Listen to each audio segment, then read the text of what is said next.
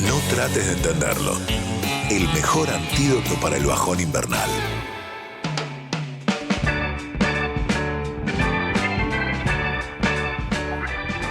Se está hablando mucho, por suerte en realidad, en los últimos años, de la salud mental en el deporte. La salud mental en general, pero la salud mental en el deporte en particular. Están desarrollándose los Juegos Olímpicos en París. Uh-huh.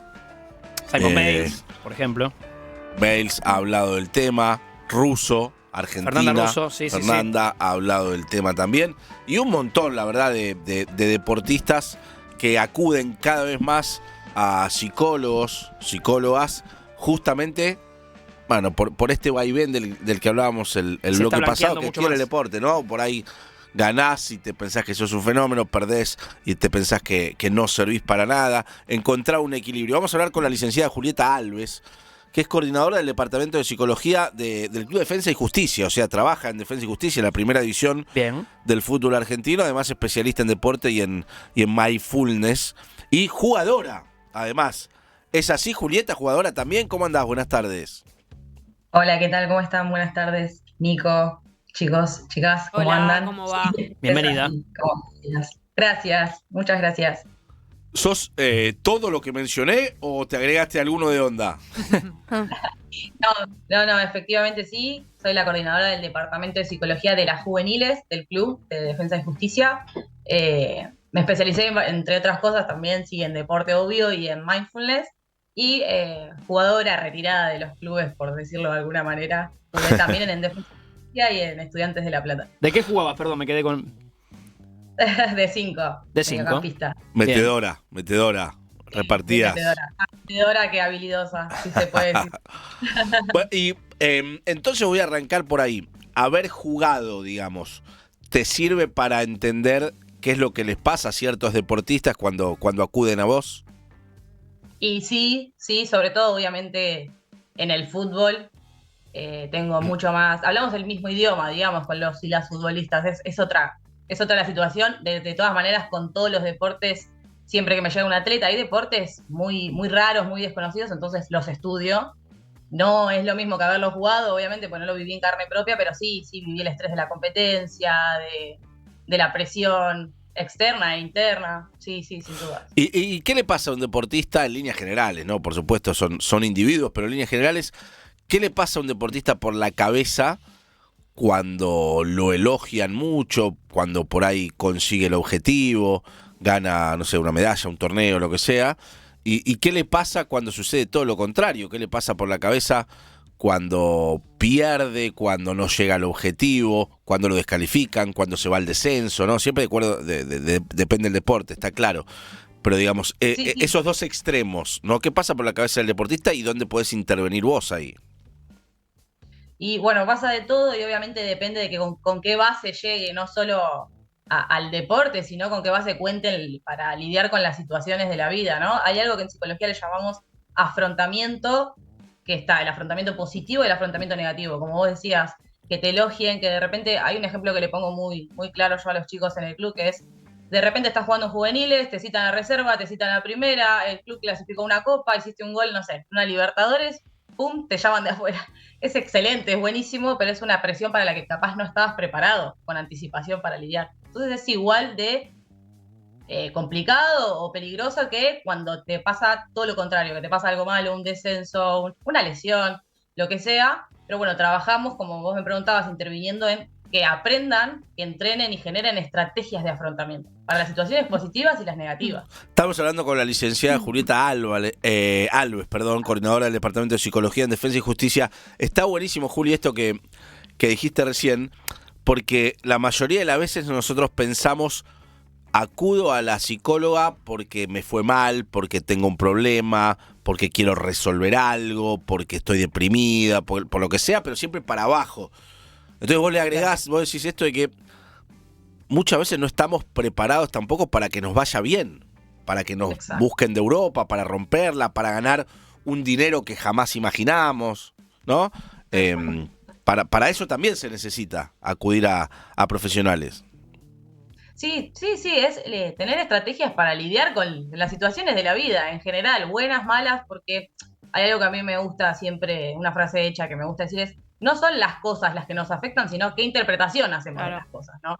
Obviamente hay situaciones indudablemente negativas, o sea, perder a un familiar, lastimarse, un montón de cosas que sí tienen una connotación negativa de por sí, pero mi interpretación le va a agregar un quantum a eso de energía negativa o de percepción negativa. Entonces, efectivamente, no solo se trabaja cuando el deportista está mal, de hecho, lo ideal es que no llegue a ese punto para consultar o para entrenar su mente, sino que trabaje en la prevención, que es donde más podemos hacer. Y para lidiar con las situaciones positivas también, porque bueno, hoy hablaban de los Juegos Olímpicos, del maligno que ganó y que quizás antes no lo conocía mucha gente, o sí, pero de repente ahora cobra una visibilidad, cobra una presión positiva, si se quiere, del entorno. Hay que estar preparado para gestionarla, porque además después también es muy efímera por momentos Claro. y así como llega, desaparece.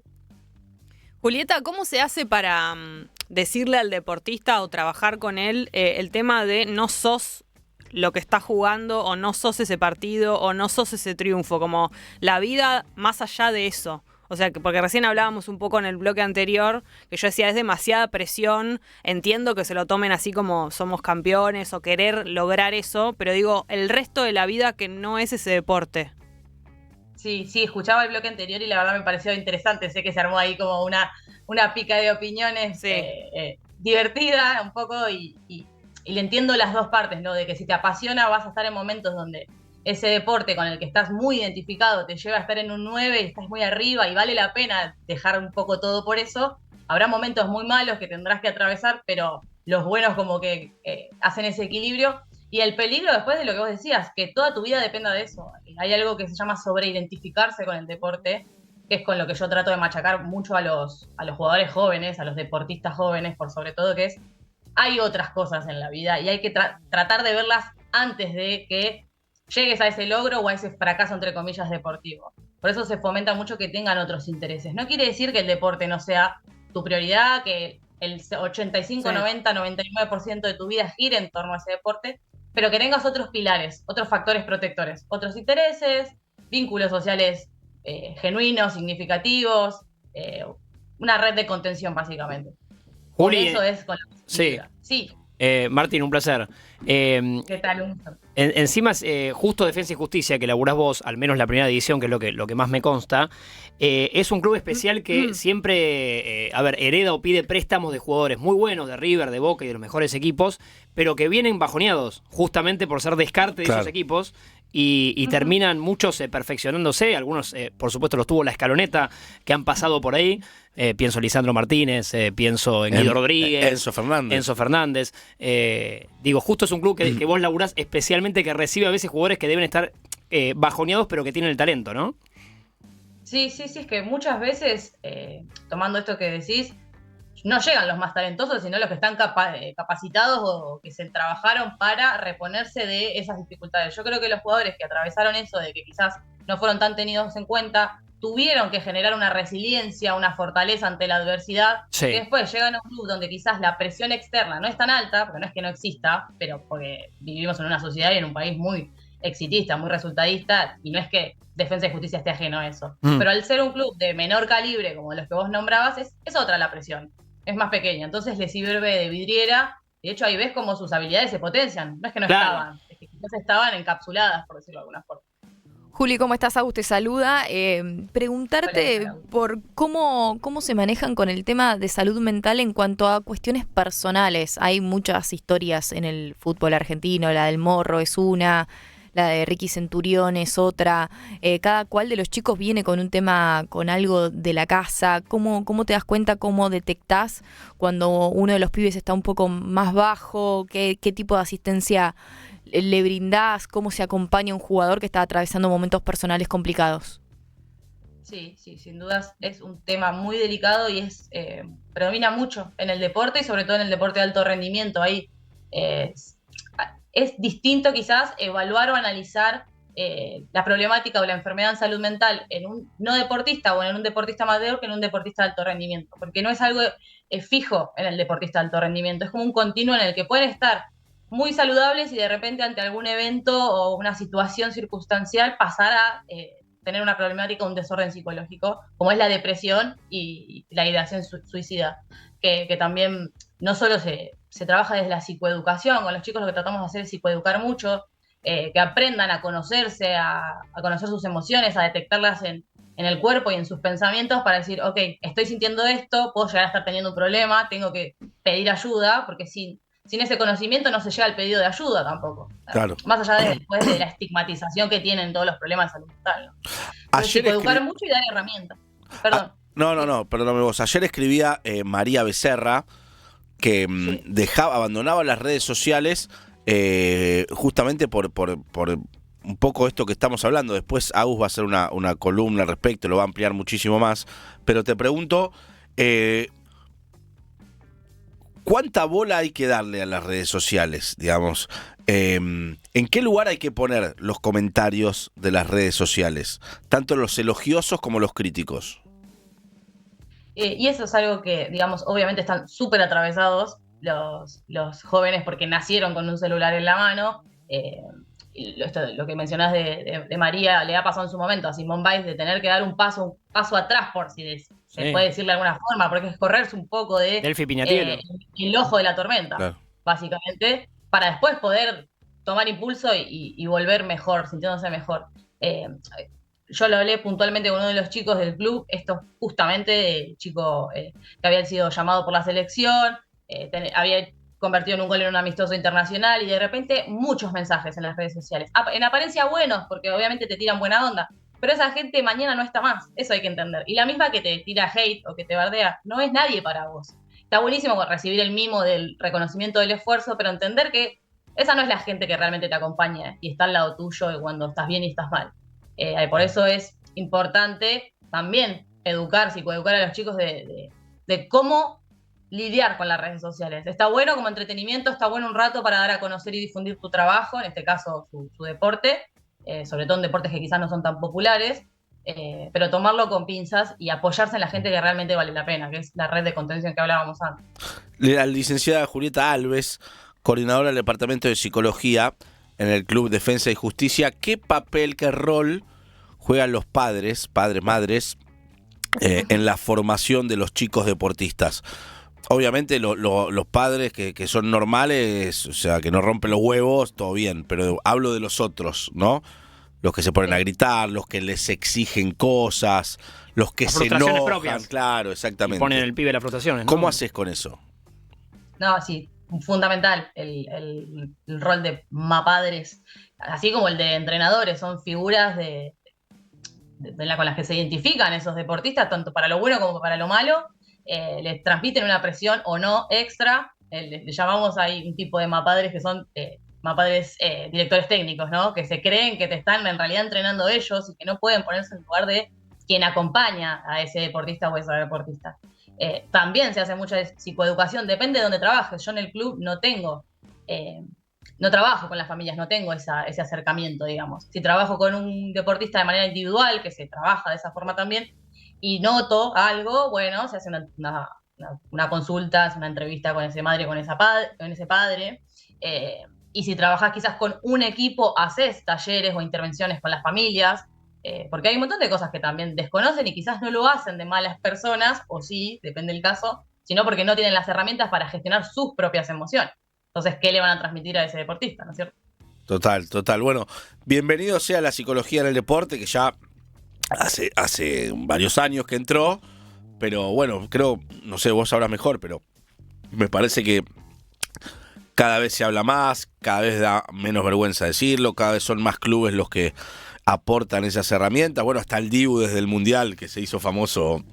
Sí, por hacer terapia. Hacer terapia desde Qatar y demás. Así que me parece que es espectacular, que está buenísimo. Y bueno, por sobre todas las cosas, que sirva, ¿no? Para acomodar un poco la cabeza en ciertos momentos. Sí, sin dudas. Creo que también la pandemia, el haber estado tan encerrados, potenció mucho eso.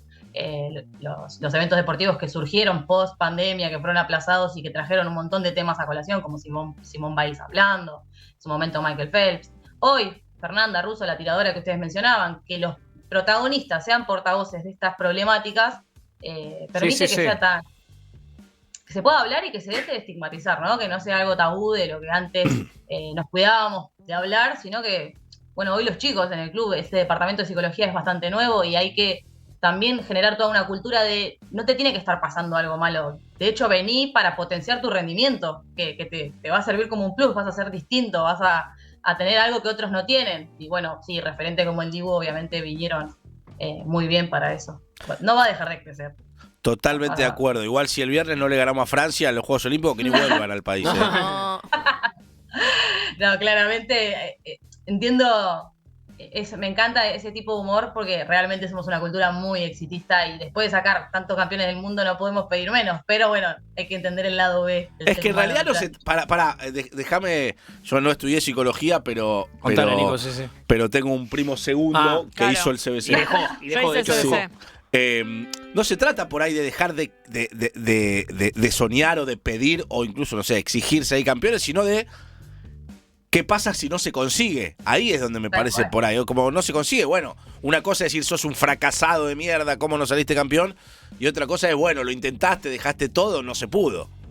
No, tal cual. Y también entender lo cíclico de la vida en general y el deporte en particular. Venimos de perder cuantas finales para haber ganado tantas hoy. Y vamos a volver a perder muchas tantas más para después de vuelta estar en lo más alto. Esa es la vida. Y perdón, Juli, me acordé lo último, que hablé muchas veces con futbolistas. Por suerte ya pasó hace un tiempo y creo que con esto de Dibu que comentamos y la actualidad viene ya perdiéndose un poco, que era que el futbolista tenía cierto temor de que el psicólogo o psicóloga sea como el buchón del técnico. Como que lo que hablo con vos se lo vas a contar al técnico, ¿no? Siento que pasaba, me han contado futbolistas que tenían ese temor. Sí, y nos debemos esa responsabilidad, psicólogos y psicólogas, que hemos hecho un mal trabajo. Claro, seguramente no se puede. No, y habrá pasado, y hay casos, obviamente no vamos a ponerle nombre y apellido, pero hay casos donde obviamente hicieron mala prensa a la profesión. ¿Y quién quiere ir a abrirse y exponer sus vulnerabilidades con alguien que se lo va a ir a contar a la figura de autoridad que después elige si jugás o no jugás en momentos súper importantes para tu vida? Nadie. Entonces, nos lo debemos, pero eso es una falla ética profesional grandísima, entonces es denunciable. Juli, muchísimas gracias, espectacular, la verdad, muchas gracias. Muchas gracias a ustedes. Gracias por el espacio. Licenciada Julieta Alves, coordinadora del Departamento de Psicología en Defensa y Justicia, especialista en deporte y mindfulness y exjugadora, además, de fútbol. Así que la persona prácticamente ideal para hablar de esto, porque no solo es profesional, no solo trabaja de esto, sino que también lo vivió. Y el volante central ve muy bien la cancha. Además, claro, es un puesto que le permitió. Está justo en el medio, Jessy. Exactamente. ¿No? Todos los días aprendo, la verdad. Gracias, Jessy, por venir. No, por favor.